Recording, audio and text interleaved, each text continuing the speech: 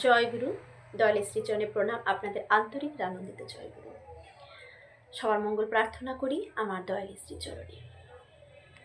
আমাদের অনেকের এটা প্রশ্ন মনে, যে বিছানায় বসে কি নাম ধ্যান করা যায় বা নাম জপ করা যায়, মানে বাসি বিছানায় বসে বাসি কাপড়ে, এটা করলে কি কোনো ক্ষতি হবে? নাম জপ, এই যে ঠাকুরের যে বীজ নামটা, নাম জপটা ঠাকুর কি বলেছেন? উষা নিশায় মন্ত্র সাধন, চলাফেরায় জপ। ঠাকুর সব সময় আমাদের এই জপটা কিন্তু করে যেতে বলেছেন, সব সময় করে যেতে বলেছেন। এটা যেন আমরা কখনো না থামাই, শ্বাসে প্রশ্বাসে এই জপ আমাদের করার কথা ঠাকুর বারবার বলেছেন। কারণ আমরা যত এই নাম জপ করব, ততই আমার ভেতরে যত ময়লা আবর্জনাগুলো থাকবে সবগুলো ধীরে ধীরে পুড়ে ছারখার হয়ে যাবে। আমরা একটা সুন্দর মানুষে পরিণত হব। আমাদের মনটা খুব সুন্দর হয়ে উঠবে।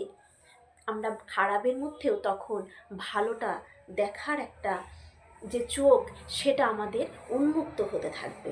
ঠাকুর যেমন বলেছেন তেমনই হতে থাকবো আমরা ধীরে ধীরে। তাহলে বাসি বিছানায় ঘুম থেকে উঠে আমরা কি নাম জপ করতে পারি? শ্রী রামকৃষ্ণদেব বলেছেন যে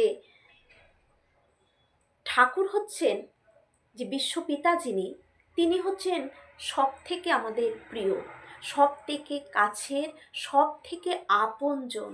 এই পৃথিবীতে যদি কেউ সব থেকে আপনজন থাকে, তা কিন্তু আমার ঈশ্বর, আমার গুরু, আমার ঠাকুর, আমার ইষ্ট।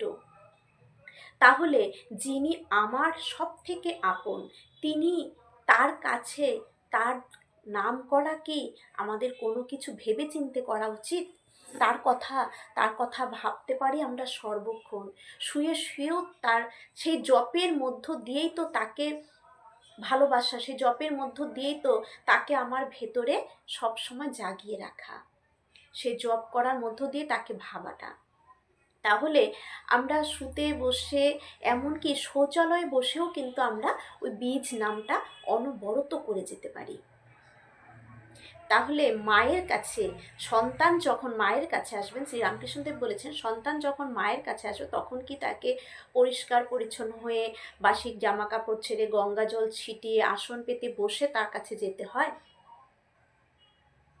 তার কাছে তো, মায়ের কাছে তো সন্তান এসব কোনো বাধা নেই। তাহলে ঠাকুরের সন্তান আমরা, তার বীজ নামটা তাকে আমার ভেতরে সবসময় জাগিয়ে রাখতে চাইব, তার জন্য এসবের প্রয়োজন নেই। ঠাকুরও বলেছেন যে ঘুম থেকে উঠে যদি বিছানায় বসে আমরা আধ ঘন্টা নাম করতে পারি, আধ ঘন্টা নাম করে তারপর নেমে এসে আমরা আবার বাসি জামা কাপড় সব কিছু ছেড়ে আমরা ইষ্টভৃতিটা করতে পারি। বরদা বলেছেন, পরম পূজ্যপাদ শ্রী বরদা বলেছেন যে অনেকে প্রশ্ন থাকে না যে বাসি বিছানায় বসে ইষ্টভীতি করা যাবে কি না, তো বলেছে যত পরিষ্কার হয়ে করা যায় ততই ভালো।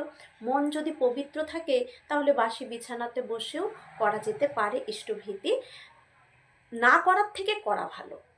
তাহলে ইষ্টভীতি যদি করা যেতে পারে বাসি বিছানায় মন পবিত্র থাকতে, তাহলে আমরা কেন বিছানায় বাসি কাপড়ে বসে ইষ্টের সেই নাম জপটা করতে পারবো না? অবশ্যই পারবো।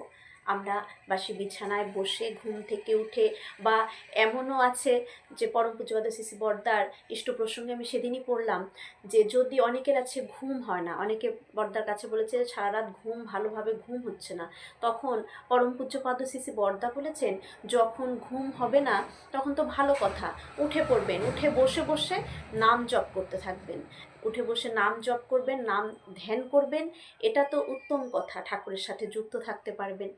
তাহলে বীজ নামটা আমরা বাসি বিছানায় বাসি কাপড়ে বসে অনায়াসে করতে পারি। তিনি আমার, আচার্যদেব বলেছেন না, ঠাকুর সর্বদা আমার সাথে থাকেন, ঘুমানোর সময় আমার সাথে থাকে, বাথরুমে আমার সাথে থাকে, শৌচালয়ে আমার সাথে থাকে, সব অবস্থায় তিনি আমার সাথে থাকেন। তাহলে তার নাম জপ করার কোনো বাধা নেই। সব পরিস্থিতিতে অশুদ্ধ অবস্থায় থাকি, অশুচিভাবে থাকি, যেই পরিস্থিতিতে থাকি না কেন, আমরা সব অবস্থায় কিন্তু ওই নাম জপটা করতেই পারি। অনবরত এই নাম সবাই করে যাবেন, এতেই আমাদের মঙ্গল। জয় গুরু।